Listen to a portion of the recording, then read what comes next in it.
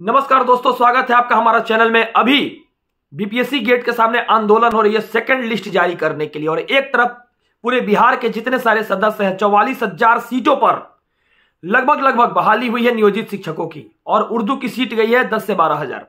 और साथ साथ जितने सारे कैंडिडेट हैं जो बहाली में आना चाहते थे, पहले ही मैं बता चुका था कि यह सरकार जो है नौकरी देना नहीं चाहती है।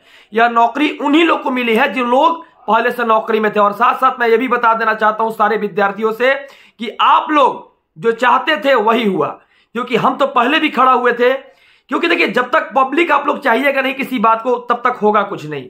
और आप लोग से मैं ये भी कहना चाहता हूं कि लड़ाई हमारी ही नहीं है।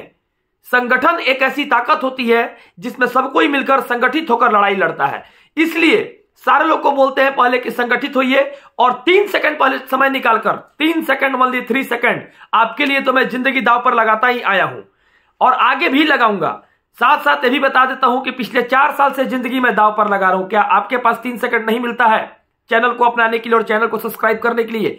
मैं इसलिए बोलता हूं ताकि अब लड़ाई जो है बड़ी मुहिम पर लड़नी पड़ेगी। बात जिंदगी की आ गई है। अरे अब तो जिंदगी ऐसा हो गया है कि घर और समाज से ताना सुनना पड़ता है। इसलिए सारे लोगों की लड़ाई लड़ने के लिए पहले भाई को एक छोटा सा प्यार दीजिए, परिवार का अपना आप सदस्य बनाइए। इसलिए 3 सेकंड निकालकर पहले चैनल को अपना लीजिए, चैनल को सब्सक्राइब कर लीजिए, ताकि हम आज भी डीबी में जाएं और जाकर पता कर पाए कि किन किन लोगों का डीबी किस तरह से हो रहा है।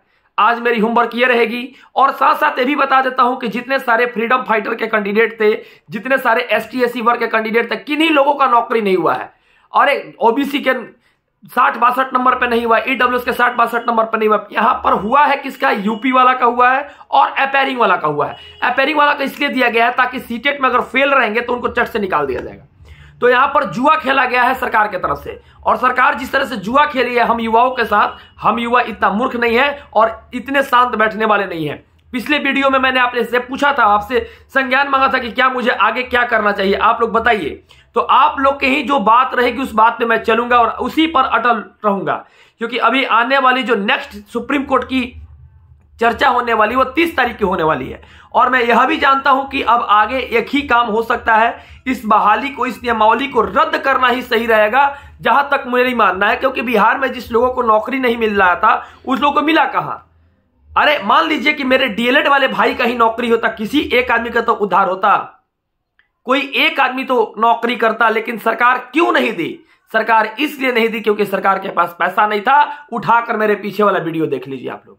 हम बार बार कहते थे कि बीपीएससी से आप लोग की बहाली नहीं हो पाएगी, नहीं हो पाएगी। मेरे भाई 1, 2, 3, 4 कैंडिडेट हुए हैं तो आपके लिए दिल से आभार अभिनंदन करते हैं और आपको नमस्कार करते हैं। आपके लिए कटाक्ष नहीं है, क्योंकि 100 लोगों में 2 लोग की नौकरी नहीं चाहिए थी, 100 लोगों में 98 लोगों की नौकरी चाहिए थी, क्योंकि बिहार नौकरी मांग रहा था। हम परेशान इसलिए नहीं है कि केवल मेरी परेशानी है, परेशान हम इसलिए हैं ताकि आप लोग सबको ही मिलकर परेशान है। आगे हमको सुप्रीम कोर्ट जाना चाहिए कि नहीं जाना चाहिए, इसके ऊपर मैंने राय मांगा तो बहुत सारे लोगों का राय जो रहा वो बिल्कुल सत्य रहा। कहा कि नहीं सर, आपका मैं साथ हूं। इसके पहले भी आप लोग साथ रहे हैं, लेकिन जो लोग चैनल को भी नहीं अपना पाएगा उसको कैसे मान लेंगे कि आप लोग साथ हैं? जो लोग चैनल को 3 सेकंड मिलकर नहीं अपना लिया, कैसे मान ले कि आप लोग साथ हैं? और कैसे मान ले कि आप लोग आगे भी साथ दीजिएगा हमारी लड़ाई में, हमारी मुहिम में? जिस इंसान के पास 3 सेकंड नहीं रहता है, वो इंसान को क्या कहा जाएगा बताइए? यह लड़ाई जो है लगातार लड़ी जाएगी। यह लड़ाई को लड़ने के लिए हम ही नहीं बल्कि पूरे बिहार के एक एक सदस्य, एक एक प्रखंड के लोग, एक एक गांव के लोग इस लड़ाई को लड़ेंगे, तब जाकर उनकी मां और पापा की सपना पूरा होगी। और यह बात आपको संज्ञान में होगा कि आपसे नौकरी के लिए आपकी मां और आपके पापा कितना आस देख रहे हैं। ना पता कितने घरों में 2 दिन से खाना नहीं बनी है जब से रिजल्ट आई है। और यह महसूस मैं कर रहा हूं।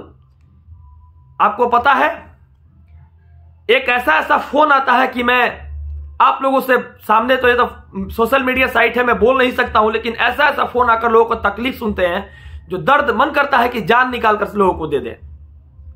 तो लड़ाई लड़ना है। अगर लड़ना है तो बताइए किस तरह से लड़ना है? हमको अपना छोटा भाई और अपने परिवार के सदस्य बनाकर अगर रखिएगा तभी हम किसी चीज के लिए कुछ कर पाएंगे। अरे पटना में कौन बैठा है? पटना में कौन बैठा है? कौन आपके तकलीफ को सुनेगा? कौन आपके परिवार के लिए आवाज उठाएगा? कौन आपके जीवन के लिए आवाज उठाएगा? यह बहुत बड़ी विडंबना है कि हम और आप मिलकर इस काम को नहीं कर रहे हैं। ऑनेस्टी से किए रहते तो आज डोमिसाइल नीति के साथ छठी चरण की तरह बहाली हो जाती और इस एग्जामिनेशन में हम लोग भी बैठते।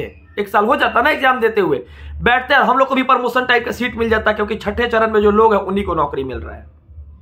सरकार तो इतना गद्दारी किया कि आपको बता देते हैं कि पहले जो लोग नौकरी में थे उनको तो नौकरी दिया ही दिया, जो लोग 11-12 में बीएड करके भरे थे उनको भी नौकरी दे दिया है।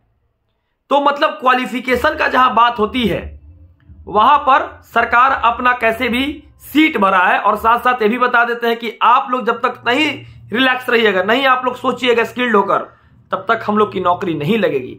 और बात रहा सुप्रीम कोर्ट का, तब आप लोग ही गर्दनी बाग के आंदोलन तक भेजे थे और आप लोग ही डाक बंगला के आंदोलन तक भेजे थे और आप लोग ही मिलकर इस वैकेंसी को निकलवाए थे और आप लोग ही हमको चाहिएगा जहां भेजिएगा। तो मैं इसका स्वयं जिम्मेवार नहीं हूं कि आप मुझे कहां भेजिएगा और किस तरह से इस बहाली को निकालूं।